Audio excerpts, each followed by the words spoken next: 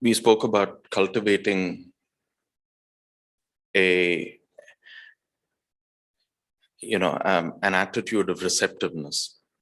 So I think the way I've been trained and what I've learned over the past few years is that attitude is something really important we bring into our lives and we bring into the practice.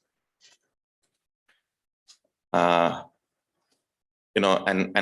attitude is something innate, but it's also something that can be cultivated internally. Aptitude, on the other hand, deals with skills and efficiencies and things we do on the outside. So that's a little more mundane, a little more worldly. Even though you could have you could have good skill as a meditator as well, but apart from that, mostly when we speak of aptitude, it's on the external. It's dealing with externality, whereas attitude is something innate, something internal. So apart from receptivity and apart from openness, the attitudes of simplicity greatly help practice.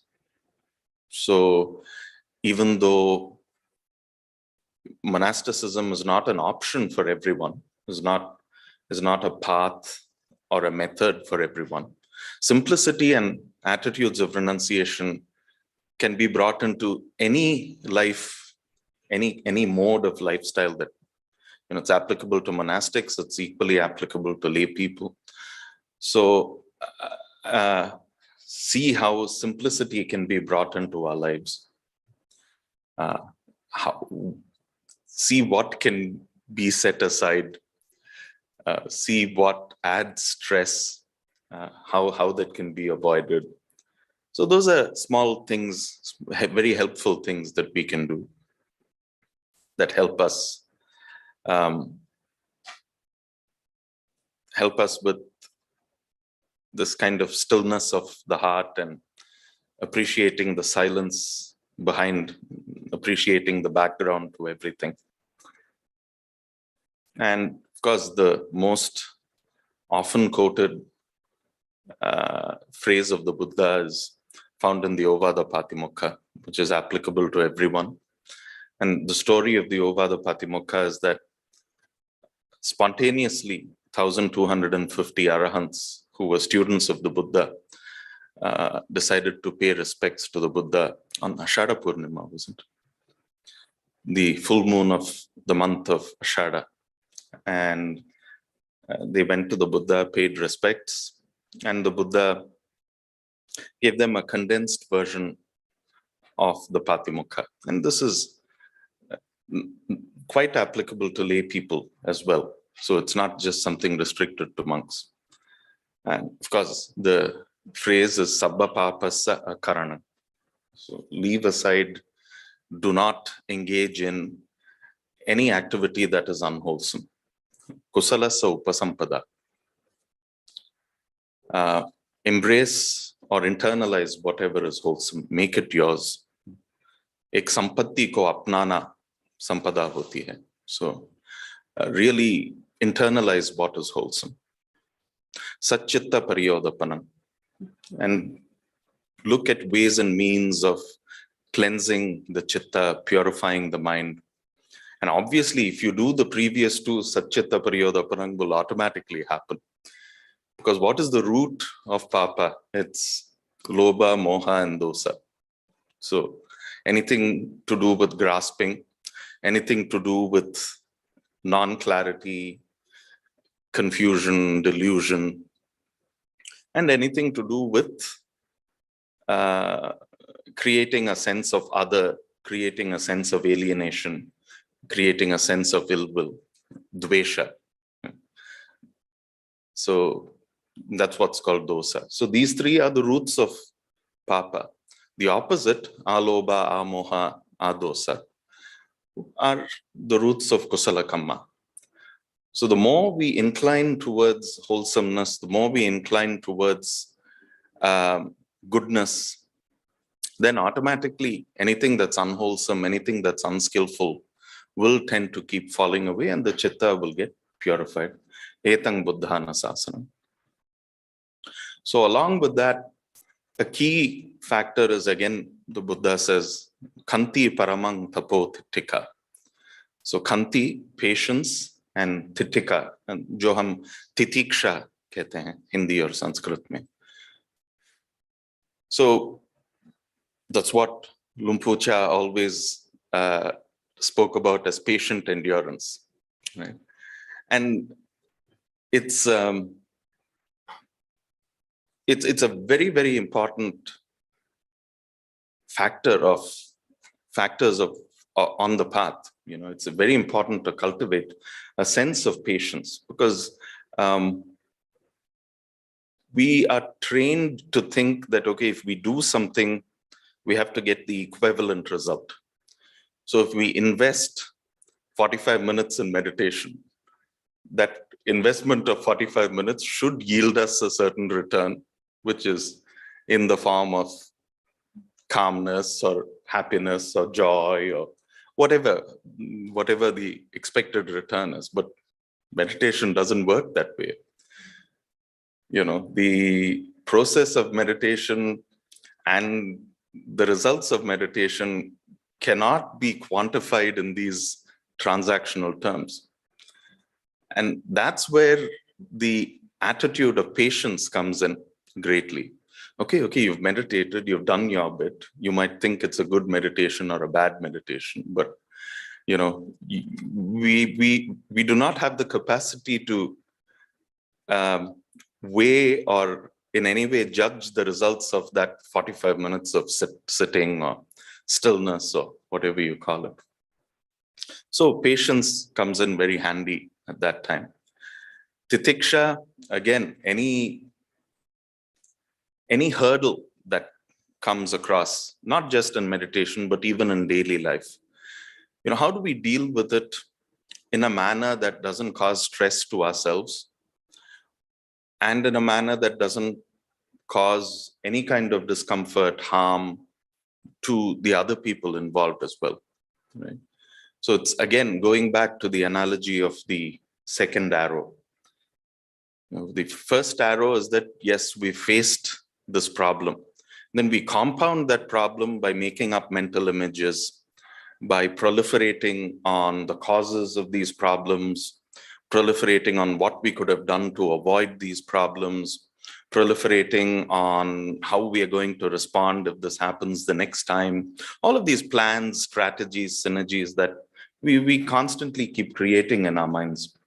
And at least what I've seen is that whenever I've done it, it's been pretty useless. So then, okay, then what do we do? So there's a nice Sanskrit phrase that comes to mind. It's a very apt definition of titiksha. It says, sahanam sarva dukkhanam. Any dukkha that comes, we should have the ability to abide with it. You know, to first of all accept that it has occurred. This is the reality of the present moment, that we are facing this kind of hurdle or this kind of obstacle. Apratikara purvakam, cultivating an attitude of not just acceptance, but also not wishing it to be otherwise, right? Because wishing it to be otherwise leads to grasping. It's only when we think, oh God, oh, I have to do this, this has arisen, I wish this didn't happen, then we're immediately progressing towards grasping, progressing towards vibhava tanha as well, the tanha not to want, the tanha to exclude. Then chinta vilaparahitam. So once you've accepted that, you know, this is the problem, this is what I'm facing at this present moment, and once we kind of make a commitment not to wish it were otherwise, then, you know, living in peace, totally accepting the situation without constantly worrying about it, you know, without the proliferation that follows. Sa titiksha nigadyate. That is what is called titiksha. So khanti and titika, these are really useful in practice because it avoids mental proliferation, it avoids vibhavatanha or bhavatanha as well, and it avoids all the stresses that come as a result of proliferation. So, that's what I thought.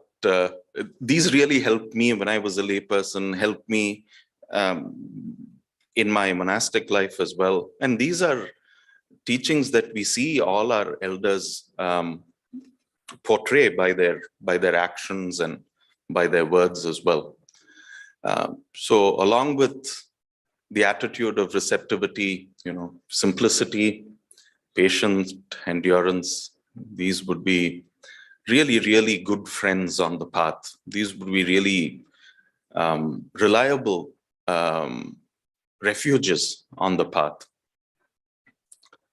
And of course, on top of all that, Kalyana Mittata, which is primary to the path. We've all heard the story of how Ananda goes to the Buddha and says, I think Kalyana Mittata is half of the holy life. And the Buddha says, no, Ananda, it's the whole of the holy life. It's so very important. Because good friendship just doesn't deal with nicety and comfort and all the good things, but it also deals with harsh realities. Telling someone that, no, I'm sorry, what you're doing is not acceptable. It's not acceptable because of this. Or to have it's actually an act of great compassion to go and tell someone, look, this is what you did, this is the result. Are you able to see what you've done? So that kind of feedback that a friend provides comes from a place of deep, deep goodwill. Luckily for us, that's what an upajjhaya does. That's what the elders in the Sangha do for junior monastics like me, is that they constantly keep providing us with feedback. Not necessarily in a manner of correcting, but just in a manner of refining. And that goes such a long way in correcting not just what happened at that moment, but sticks, and it can be extrapolated, it can be used in different instances and different means and methods. So I'd just like to once again offer my sincere appreciation and gratitude for having invited me and giving me the opportunity to meet with all of you and having this lovely Dhamma exchange. It's been as enriching for me as I hope it has been of a little value to you. Once again, deep gratitude to our teachers, to this lineage without which none of this would be a possibility. Okay, so can open the floor for about 5 or 10 minutes, and then we'll close with a little bit of Parita chanting. If there's any questions or comments, either from the floor or anyone online, now's the time.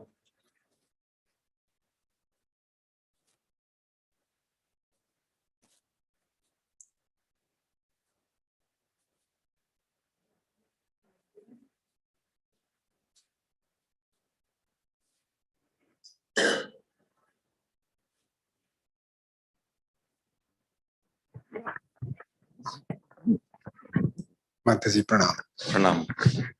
Mataji, as a lay people, many a times it happens that you are confronted with the situations within the family, within the very close people, wherein there is clash of ideology, the clash of, there is, and it grows towards the emotional upsurge. In spite of the fact that you know what should be done, what needs to be done, you feel exhausted because the situation is such that you are not able to convince or you are not able to do anything. So what happens is that you carry it with you. And gradually then you feel, okay, the other guy is not that matured or to understand things. It keeps on happening, and then ultimately it does create some sort of anxiety, and the response is not what is expected of a person who is meditating and who is always, so those situations, they create a lot of problem. So I was thinking when you were saying like this just now, and it was wonderful exposure you gave when you spoke. So dukkha, there is that dukkha, and that really hits a lot. Yes, for sure.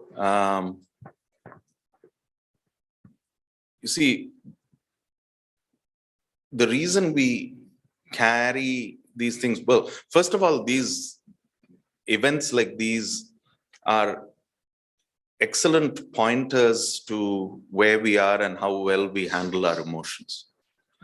So even though our response might not have been fitting or appropriate, keeping that to one side, it's really an opportunity to figure out what pushes our buttons. So after the fact, instead of brooding over, oh, I could have responded in a better manner. Yes, for sure, we could have responded in a better manner. But what it also points out is what really triggers us. What triggers that response, even though we've been, so it becomes a learning opportunity for one.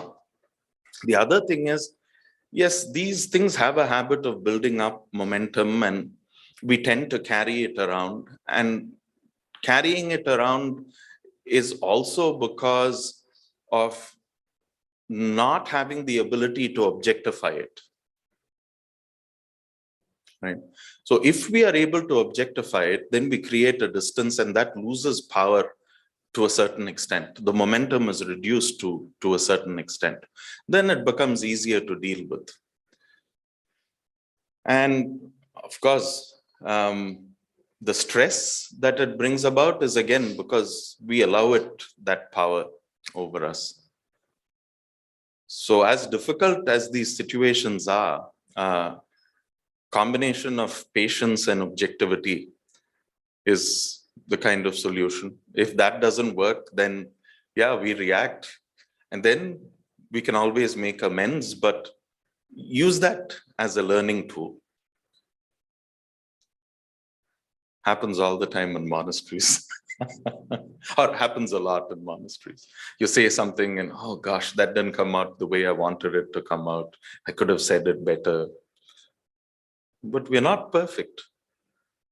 We're still learning. That's why it's a sikkhapada. If we were perfect, we wouldn't need to practice.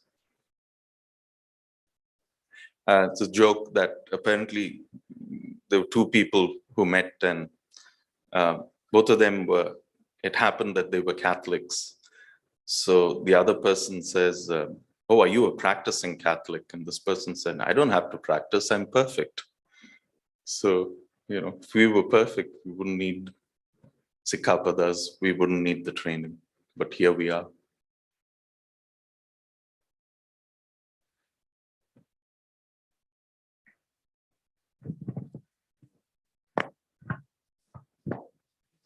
Wonderful. Yes, sir. Usually we have a forgiveness ceremony, but I don't think we're having it this time. But on behalf of all of us, we would also like to pay our gratitude for you accepting our invitation and being with us, though for a very short time, but this should be made into longer periods of interaction.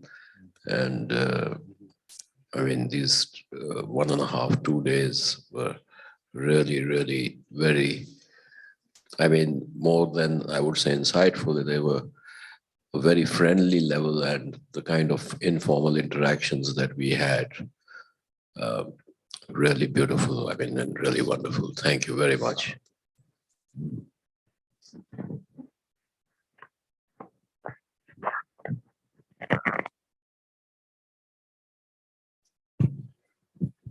Banteji, I'd also wanted to express gratitude that you accepted our invitation, and in the last 2-3 days, you shared a range of, or your reflections on a range of things, right from your own journey, which is something that one can connect to on multiple levels.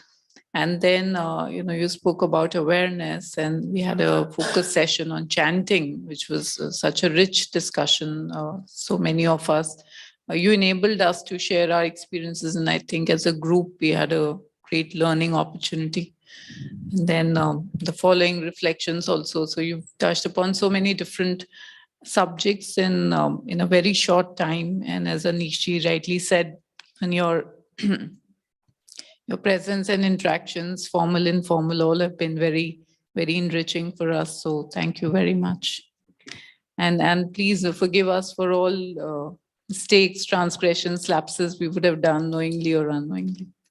Same with me. If I've done anything to cause offense, please forgive me as well. Thank you.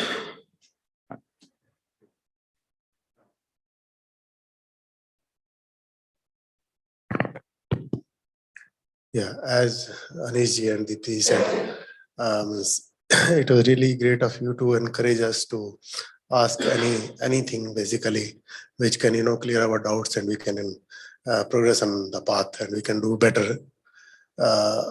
Since yesterday, I mean, we have been talking that something was going in my mind, because I generally don't ask, unless I really feel that it is of great significance. But some द्वंद्व एक चल रहा है कि कल जब बात हो रही थी कि बाकी हम जगह की बात करते हैं, धर्म की या किसी भी चीज की, कि वहां पे इस तरीके से कहा जाता है कि अगर आप अच्छे कर्म करते हैं तो आप स्वर्ग में जाएंगे, खराब करेंगे तो नरक में जाएंगे. But then this thing we keep on hearing and listening here also, कि भाई जैसे अच्छे लोक में जाते हैं, यानी बुद्ध भी जो है अपनी माता को सिखाने अगले लोक में गए थे, और अगर खराब कर्म करते हैं तो फिर आप जो है नीचे के लोक में जाते हैं. तो यहाँ भी वही चीज बातें होती है. तो what is the difference?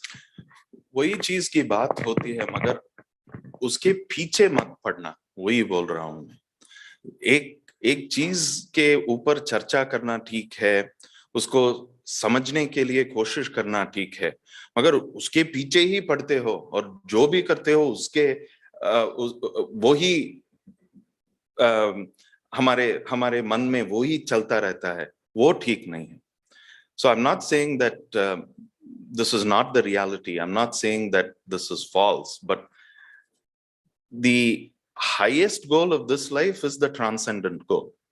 And the transcendent goal goes beyond heaven, hell, So I would naturally encourage you to attune your chitta towards transcendence. That was the encouragement.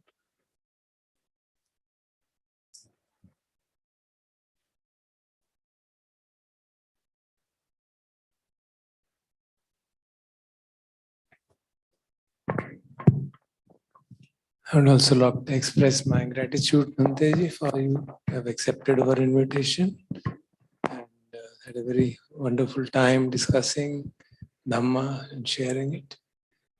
If I heard you correctly, you are here in India till March. Yeah, on and off.